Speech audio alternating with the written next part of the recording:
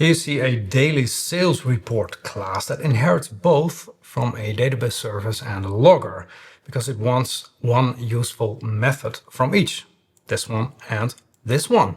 Now that looks object-oriented, inheritance, reuse, two well-named base classes, but don't ever do this. And let me be honest, I actually did these things in the past as well.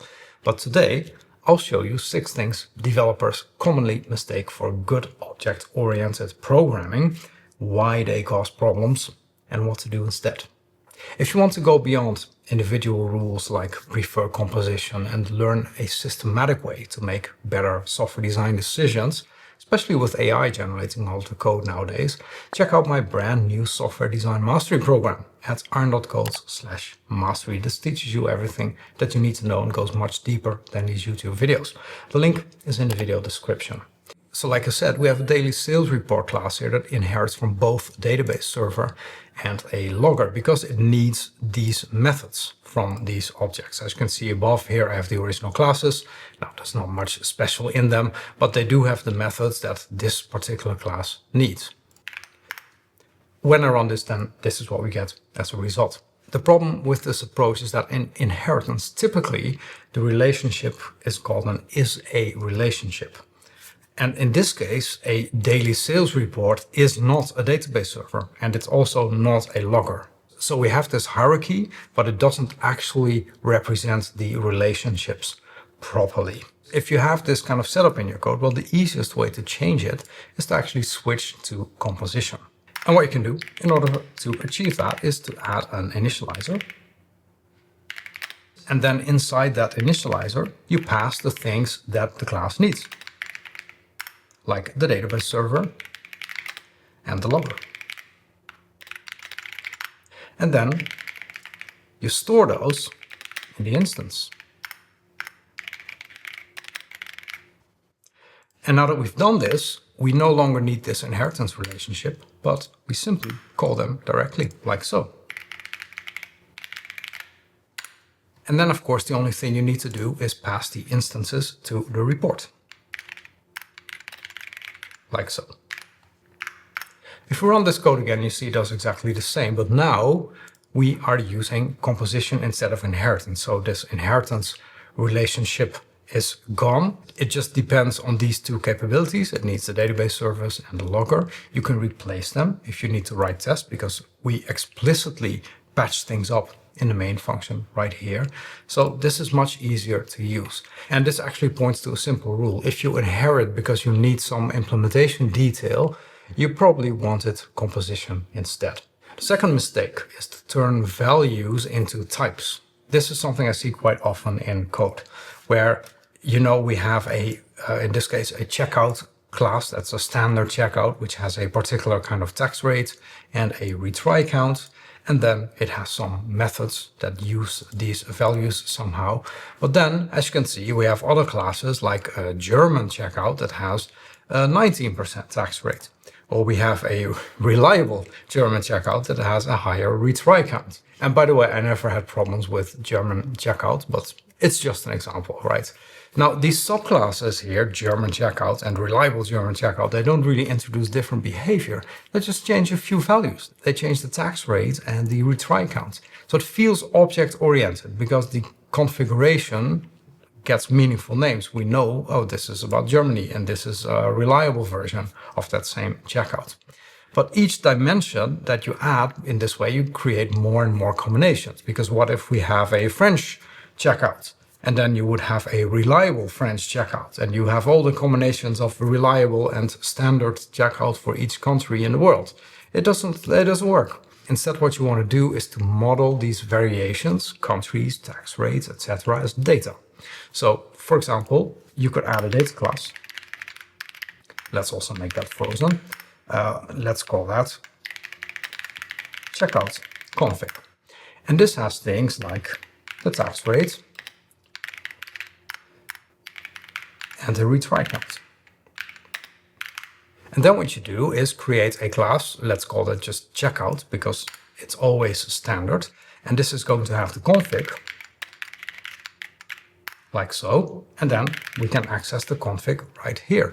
And then instead of having all of these subclasses, I can now create, let's say, a function, create reliable German checkout. And this is going to return the checkout with a checkout config, and this then contains the tax rate and the retry count that we need, like so. And now we no longer have these things. And I mean, of course, you can create multiple functions or factories that can create different objects for you, but we're not using inheritance for these. So here what I'm doing is then simply calling the function, like so. And I haven't run this example, so let's run this, and then we of course get some error as usual. And that's of course because we need to access the config here. And by the way, now we're starting to get into the domain of the law of Demeter violation, so this is probably not something that you want to do. So if you need access to this information, you can create the config in a separate function or add some methods or properties to checkout that gives you access to the values. Essentially, when you're dealing with types and classes and subclasses, it should represent different behavior, constraints, or meaning, not every possible combination of settings. The third mistake is to model independent features with a hierarchy. If you take a look at this example, which is about syncing to a catalog, we have a catalog API and we have a product catalog synchronizer that uses a catalog API and then syncs the API with a list of products. But then there's actually multiple features that are needed, and that's actually modeled in this class by using inheritance, which is that we need retry behavior. So that's actually what's happening here with the for loop. But we also have another class, which is a validating retrying product catalog synchronizer, which needs to retry, but also needs to do validation. So these are two independent features that need to be part of the object. And these are being added here by simply inheriting from the product catalog synchronizer over and over again. What's essentially happening here is that the second feature, validation, is just bolted onto the first feature subclass. And then if you need some other option, well, you're going to create another subclass, etc., etc. Now, instead of using inheritance to add all these independent features, we can also do it differently, where actually we create a sync options class that contains the configuration for this particular operation. So there is validating, yes or no, and there is the maximum attempts that we should take. And then this returns a sync result with a report of what actually happened. On top of that, we don't need all of these different classes at all. We can simply switch to a function to sync the catalog that gets the API, the products, and the options used for syncing. And then depending on the values of those options, it's going to do different things. The rule here is if you have features that can be switched or combined independently, don't encode every combination as a subclass. But also here we're introducing another trade-off, namely in the form of coupling, which is that an option now controls kind of the behavior of syncing the catalog, whether there should be validation or not. So you can also opt to pull validation totally out of syncing the catalog, because perhaps it doesn't need to be validated here. It can simply get a list of validated products instead. So that's a design exercise you could use on this code yourself to further improve it. Mistake number 4 is creating a base class that forces one shape on everything. Here's an example of what I mean. So we have a supplier session data class, and we have an inventory item. And then there is some store that the code works with, and that's modeled in this particular base class. So this is the base integration, which has all of these different things, like uploading product images, downloading the inventory, downloading reserved SKUs, subscribe to order webhooks, request a return label, all sorts of different things. And then we have a warehouse supplier that provides implementations for the things that are relevant for a warehouse. So there's authentication, there's downloading the inventory, and a few other methods as well as a couple of helpers. And then we have connect to supplier that gets the integration, which gets a base store integration. So it works with not just warehouses, but with all sorts of other types of stores. And it gives a supplier session. And then finally, we have sync inventory that gets that same integration and the session, and then returns a list of inventory items. And this is what we get when I run this code. Now the problem is that the inventory workflow that we have right here, it needs authentication plus a couple of inventory queries like download the inventory or download reserved SKUs. But the base class also has a bunch of other things like uploading product images, for example. So there's a lot of things that are being added here and are not being used at all in the rest of the code. And this is what we call stamp coupling. So we're providing this entire thing here to this particular function while it actually only needs something that has an authenticate function, and that's it.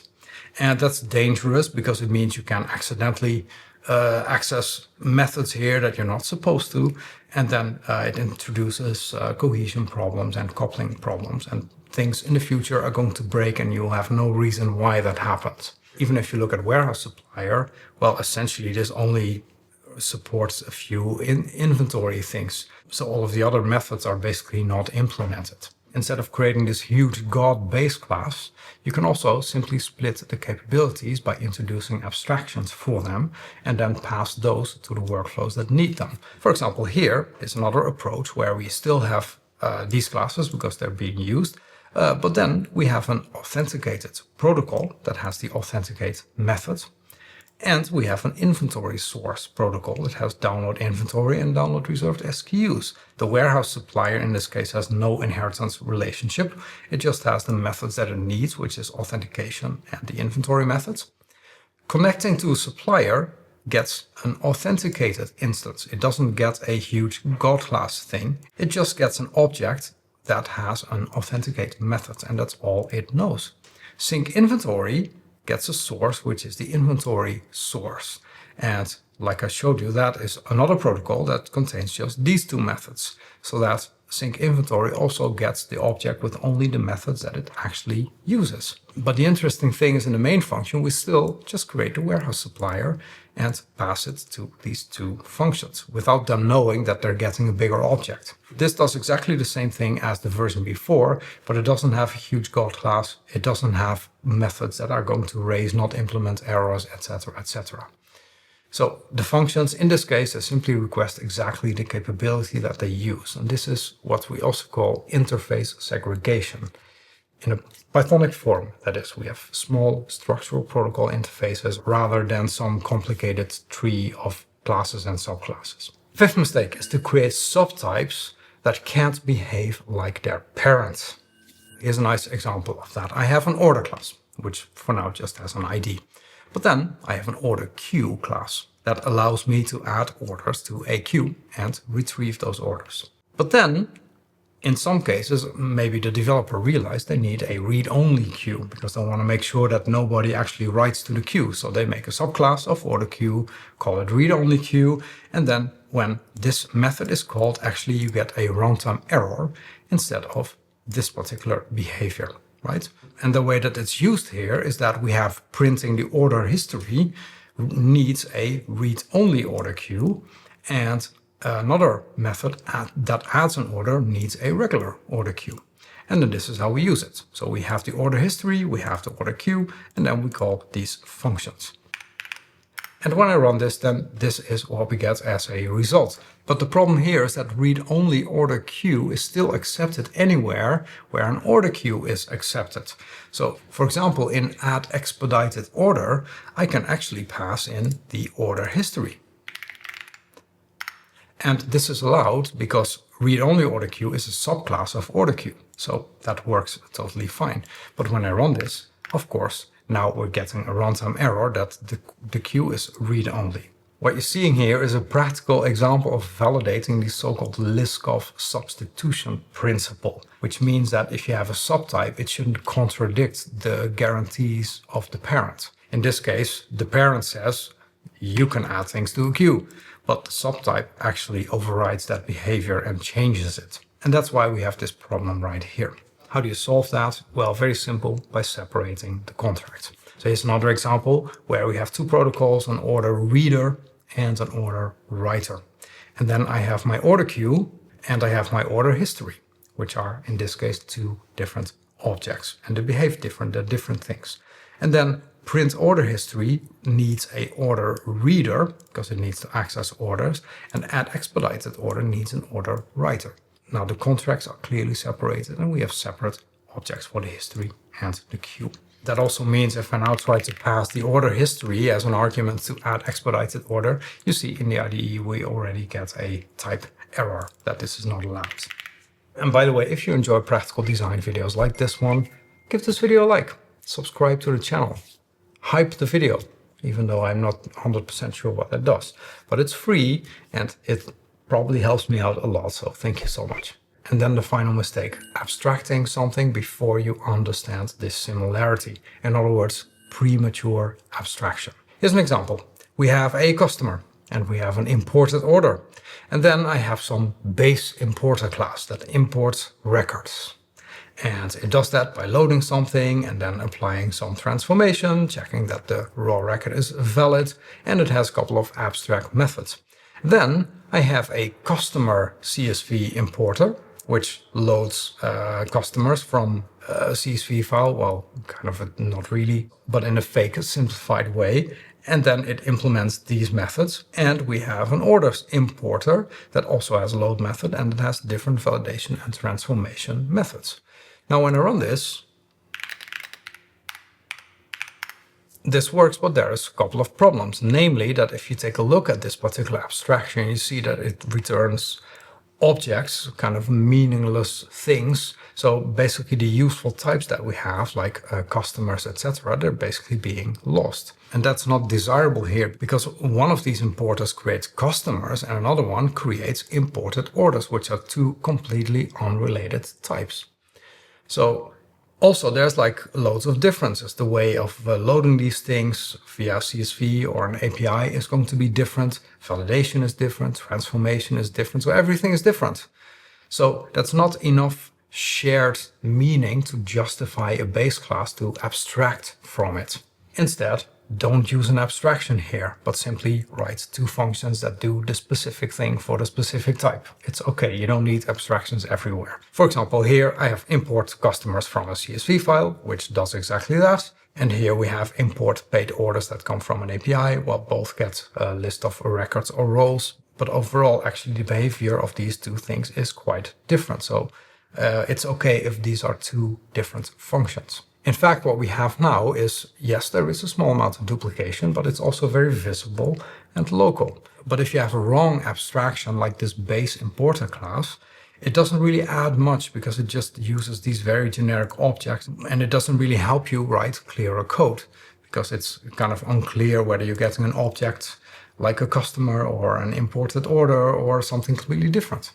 So don't abstract something because the code looks similar.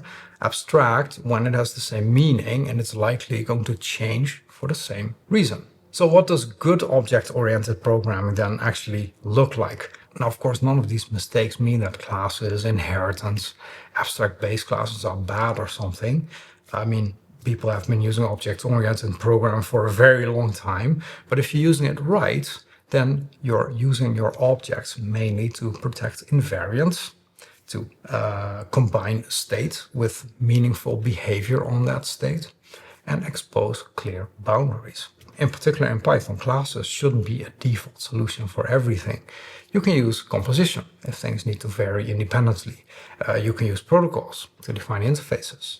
Use plain functions if there's no meaningful state or identity. And honestly, while I was writing the script for the video, most of these examples came from my own experience where I did something like this in the past and I was thinking like, hey, why doesn't this work? What's the problem here? What mistake did I make? So I try to translate them into practical examples that hopefully you can apply to your own code as well. But I'd like to hear what you think. Have you done some of these things in the past? It's okay. Are there other things you see people do with object-oriented programming that you think should be mentioned in a list like this as well? Let me know in the comments. YouTube thinks you'll enjoy this video next. Thanks for watching and see you next time.